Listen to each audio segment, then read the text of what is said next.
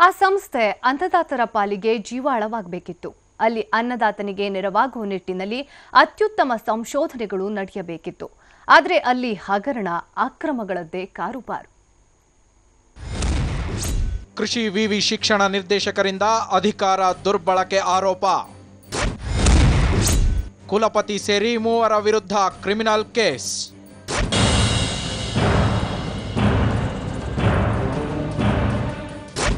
S, Raichur ಕೃಷಿ ವಿಶ್ವವಿದ್ಯಾಲಯದ ಶಿಕ್ಷಣ ನಿರ್ದೇಶಕರಾದ ಬಿವಿ ಪಾಟೀಲ್ ಅಧಿಕಾರ ದುರ್ಬಳಕೆ ಮಾಡಿಕೊಂಡು ಅಕ್ರಮ ಎಸಗಿದ್ದಾರೆ ಅನ್ನೋ ಆರೋಪ ಕೇಳಿಬಂದಿದೆ. ಜೊತೆಗೆ ಈ ಅಕ್ರಮಕ್ಕೆ ವಿವಿ ಕುಲಪತಿ ಪಿಎಸ್ ಸಾಲಿಮಠ ಕುಮ್ಮಕ್ಕು ನೀಡಿರುವ ಆರೋಪಕ್ಕೆ ಗುರಿಯಾಗಿದ್ದಾರೆ.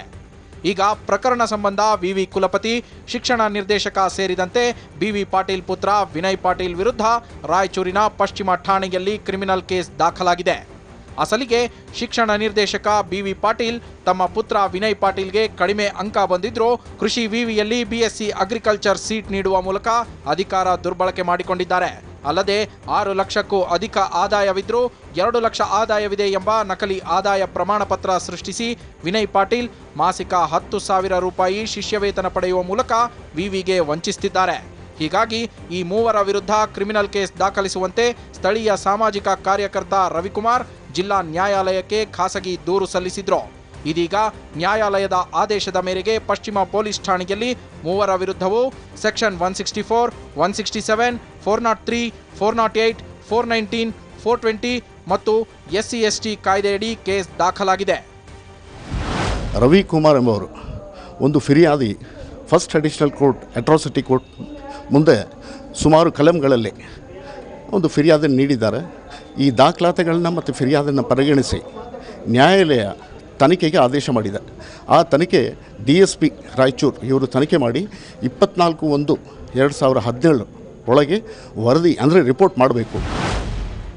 ಇನ್ನು ಈ ಬಗ್ಗೆ ವಿವಿ ಕುಲಪತಿ ಅವರನ್ನ ಕೇಳಿದರೆ ಅಂತಹ ಯಾವುದೇ ಅಕ್ರಮ ನಡೆದಿಲ್ಲ, ಪ್ರಕರಣಕ್ಕೆ ಸಂಬಂಧಿಸಿದ ಎಲ್ಲ ದಾಖಲೆಗಳಿದ್ದು ತನಿಖೆ ವೇಳೆಯಲ್ಲಿ ಎಲ್ಲ ದಾಖಲೆಗಳನ್ನು ಸಲ್ಲಿಸುತ್ತೇವೆ ಅಂತ ಸಮಜಾಯಿಷಿ ನೀಡುತ್ತಿದ್ದಾರೆ.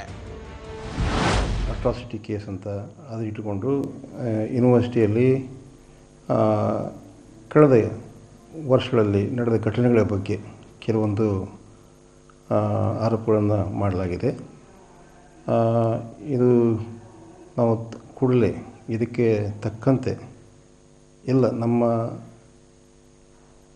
ವಿಷಯದಲ್ಲಿ ಇರುವಂಥ ದಾಖಲೆಗಳ ಮೂಲಕ ಅದನ್ನು ಪ್ರಸ್ತುತಪಡಿಸ್ತೇವೆ.